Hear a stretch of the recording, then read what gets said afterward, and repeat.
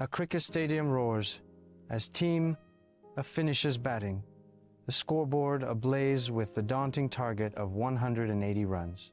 The air crackles with anticipation. Steely resolve etches itself onto the faces of Team A's players as they strategize. The field transforms into a battleground, each movement a calculated risk amidst the intense athleticism. Tension hangs thick as Team B needs 6 off the last ball. Muhammad Ali, sweat gleaming, prepares to face destiny. A kaleidoscope of faces watch, anxiety and hope intermingling as the bowler charges, muscles coiled. The ball soars, a tiny sphere against the vast sky, carrying the weight of 1,000 dreams. The cricket ball soars, promising a 6, as spectators erupt, poised for Team B's triumph. The air crackles with hope and tension. Muhammad Ali declares, "I'm out. My bat hit the wicket. I ran myself out."